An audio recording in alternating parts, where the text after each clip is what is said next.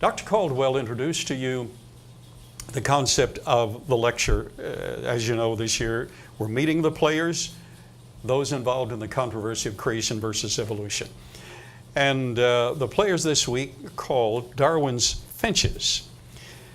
And they come in drab appearance like sparrows, or they come decked in beautiful foliage. Darwin's Finches have been reputed to be the turning point in his career when he, as a young college graduate, was invited to be the gentleman's friend on the HMS Beagle ship for a 5-year voyage. By the way, the only degree that Charles Darwin ever had was a theological degree.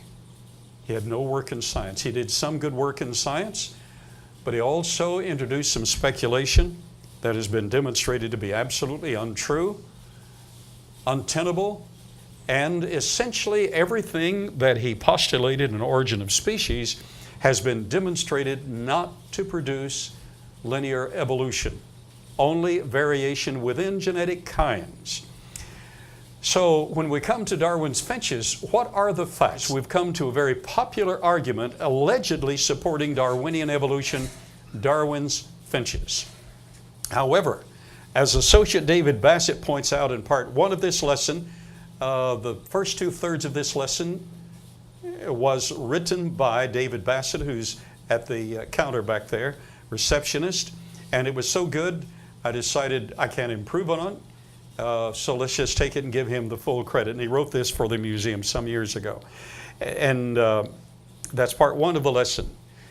As he will point out, Darwin himself did not hold much confidence in the Galapagos finches to illustrate his theory.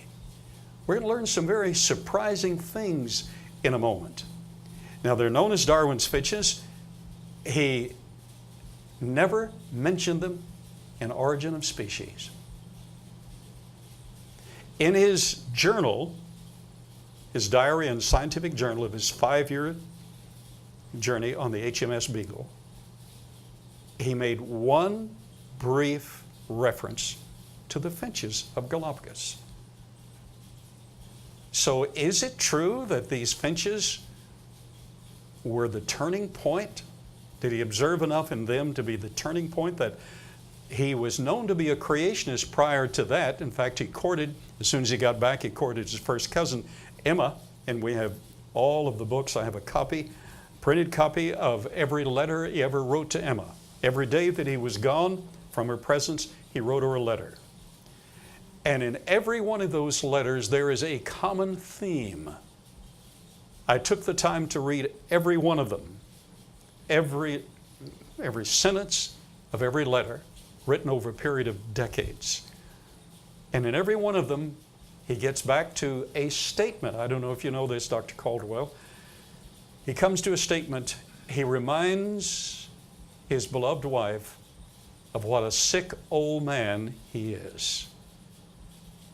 In every letter, he was sick. He was mentally unbalanced.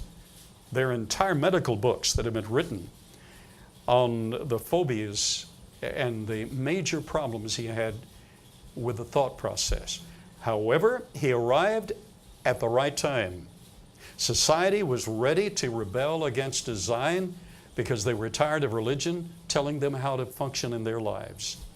And he arrived at the time when the scene was ready for a man to make a statement. And he made a very bold statement, and has influenced literally hundreds of millions, probably billions of individuals.